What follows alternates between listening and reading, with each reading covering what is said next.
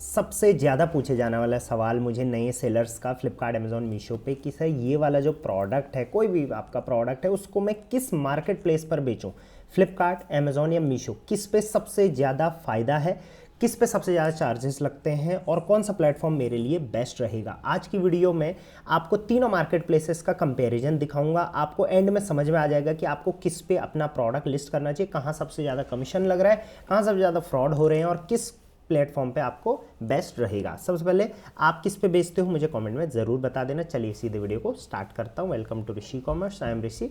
सबसे पहले अमेज़ॉन की बात करते हैं, क्विक करेंगे हम लोग। फैशन ज्वेलरी ये कैटेगरी है, तो कैटेगरी वाइज आपका जो है प्रोडक्ट पे कमीशन लगता है। कमीशन को अमेज़ॉन में कहते हैं रेफरल फीस। तो अमेज़ॉन पर लेट्स सपोज आपका प्रोडक्ट का जो प्रोडक्ट मैंने लिया था इसका मार्केट कॉस्ट है 100 रुपये में, ये आपको मिला, तो आप इसको बेचना चाह रहे हो 399 में। ये एक इमेजिनरी है, आपका कॉस्ट कम भी हो सकता है और आप ज़्यादा में भी बेच सकते हो, आपकी मर्जी है। तो लेट्स सपोज 100 रुपये का प्रोडक्ट है, 399 में आप बेच रहे हो, तो सबसे पहले लगेगा रेफरल फी यानी कि कमीशन, जो कि प्रोडक्ट के इस प्राइस पे लगता है 399 जो रेट आपने रखा हुआ है। तो 17% लग रहा है, दैट मीन 70 रुपये आपको यहाँ पर रेफरल फी यानी कि अमेज़ॉन कमीशन लेगा। कमीशन सिर्फ उन्हीं प्रोडक्ट पे लेगा जो सक्सेसफुली सेल होंगे, रिटर्न्स पे नहीं लगेगा, कैंसिल पे नहीं लगेगा और आरटीओ पे ये कॉस्टिंग नहीं लगेगी।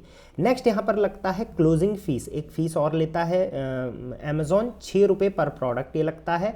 देन लगेगी शिपिंग जो कि लगभग 69 रुपीज़ मिनिमम है, इससे ज़्यादा भी लग सकता है। और देन आपको जीएसटी पे करना पड़ेगा 3%, क्योंकि प्रोडक्ट कैटेगरी के हिसाब से। तो 3% ऑफ 399 इज इक्वल टू 12 रुपये आपको गवर्नमेंट को जीएसटी देना पड़ेगा। तो इन टोटल 70 रुपये प्लस 6 रुपये प्लस 69 प्लस 12 प्लस 100 आपकी कॉस्टिंग है। और टोटल जो आपका लगेगा यहाँ पर वो लगेगा 257 रुपीज़, और आप बेच रहे हैं 399 रुपीज़ में। तो लगभग यहाँ पर 150 रुपये के आसपास आपको फ़ायदा देखने को यहाँ पर मिल रहा है पर प्रोडक्ट का सक्सेसफुल सेल पर। ठीक हो गया, ये तो है अमेज़ॉन का। चलिए अब आ जाते हैं मीशो पर। मीशो पे अगेन सेम मैं मान के चल रहा हूँ कि 100 रुपये का प्रोडक्ट है, 399 में आपने लिस्ट करा। वैसे तो मीशो पर अगर आप बेच रहे हो तो आपको कम में बेचना पड़ेगा। अमेज़ॉन में इतने रेट में बिक जाएगा, बट मीशो पे इतना में बिकना पॉसिबल नहीं है। उस पर हम ऑलरेडी बहुत सारे चैप्टर्स में हमने बात करी है, रेट कैलकुलेटर्स वाली वीडियोस आप देख लेना, इस वीडियो के एंड में भी दे दूंगा। सो मीशो पे सबसे पहले कमीशन इज 0। शिपिंग चार्ज जो है अभी फ्लिपकार्ट और मीशो पर जो लग रहा है वो सेलर से लेने की बजाय ये मार्केट प्लेस जो है वो कस्टमर से ले रहे हैं, तो इसमें भी आपको कोई हेडेक नहीं है, कस्टमर से लिया जाएगा। ओनली 3% जीएसटी जो कि 12 रुपये है, ये आपको पे करना पड़ेगा। तो इन टोटल आपको जो सिर्फ फीस देनी है वो 12 रुपये देनी है। तो आप लगा लो 399 का आपने बेचा और फीस आपको सिर्फ 12 रुपये यहाँ पर देनी है।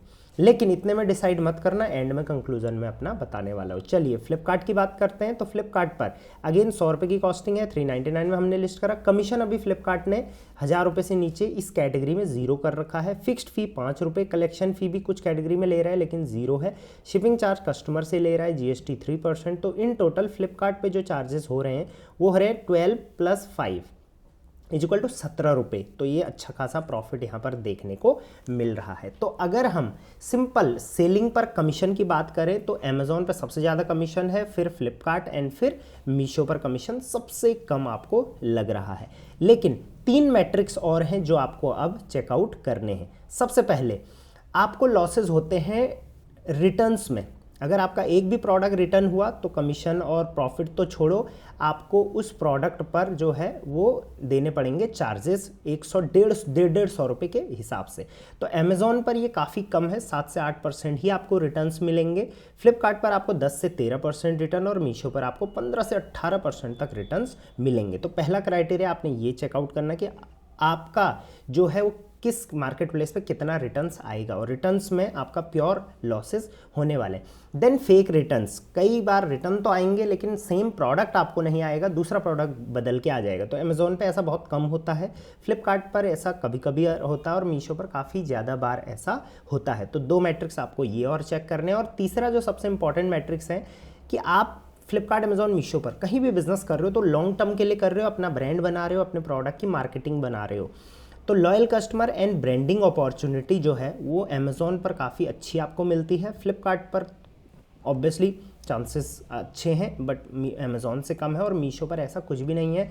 आज आप ये वाला 100 में बेच रहे हो, आपसे लेगा कस्टमर, चाहे आपका कोई भी ब्रांड नेम हो। कल इसी प्रोडक्ट को कोई 99 में बेचेगा तो कस्टमर उन्हीं से लेगा, आपसे नहीं लेगा। तो ये तीनों जो है कंडीशन भी आपको याद रखनी है। तो जो भी प्रोडक्ट आप बेच रहे हो, सबसे पहले ये क्राइटेरिया याद रखना। मेरे टीम्स के नंबर हैं, उनसे कंसल्ट ज़रूर कर लेना जो भी आप प्रोडक्ट डाल रहे हो। अब मेरा पर्सनल सजेशन क्या है, मैं हमेशा प्रेफर करता हूं कि जब भी आप अपने प्रोडक्ट कोई भी नया लॉन्च कर रहे हो, आप उसकी 3 टाइप की प्राइसिंग करो।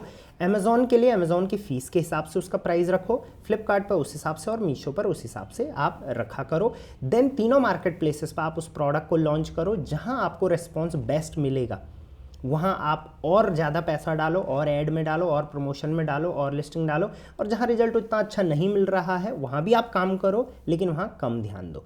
तीनों में से अगर एक मार्केट प्लेस पर भी आपका बिजनेस बन गया तो आप अच्छा खासा प्रॉफिट्स बना जाएंगे। इस टाइप की बेसिक वीडियोस अगर आपको पसंद है तो चैनल को सब्सक्राइब कर देना। मेरी टीम से कनेक्ट करना चाहते हैं तो कनेक्ट कर लेना। चलिए, till then, thank you very much, keep selling online.